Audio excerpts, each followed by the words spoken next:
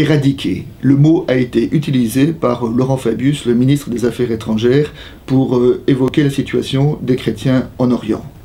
Il voulait essentiellement parler de la situation des chrétiens dans deux pays particuliers, la Syrie et l'Irak. Alors il cherche à réunir une conférence internationale pour traiter cette question, mais nous savons que les tyrans, les oppresseurs qui persécutent les chrétiens sont par définition peu sensibles aux pressions diplomatiques. Alors, les forces de la coalition bombardent l'État islamique, mais qui actuellement en Europe est prêt à mourir pour Mossoul? Cette situation dramatique des chrétiens en Orient nous pose deux questions au niveau éthique et au niveau politique.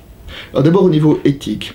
Chaque fois que des hommes, des femmes, des enfants, des vieillards sont massacrés, rançonnés, enlevés, exilés, c'est l'humanité qui est en souffrance. Et lorsque ces familles sont en plus des frères et des sœurs dans la foi, notre solidarité devient d'autant plus impérative.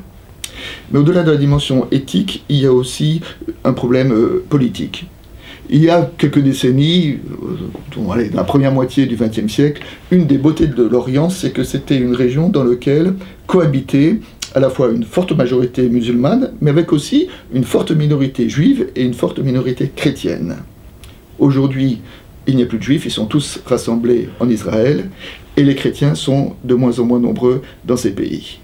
Or, si on pense que la beauté d'une civilisation, c'est justement la capacité des communautés différentes de cohabiter, de partager une même terre, eh bien nous sommes sur un appauvrissement.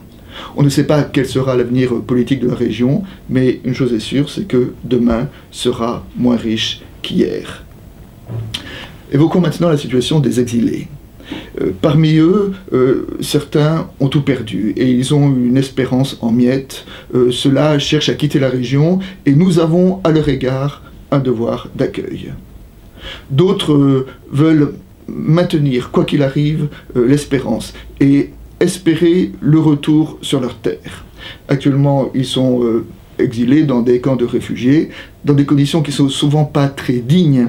Et il me semble qu'un des devoirs de la communauté internationale et des ONG, c'est justement permettre que dans ces camps de réfugiés, ils soient dans des situations dignes en attendant le retour.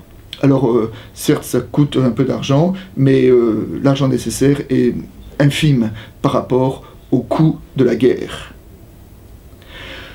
Y a-t-il un avenir pour les chrétiens dans la région? Nous ne le savons, mais au nom de l'espérance de Pâques, nous voulons le croire.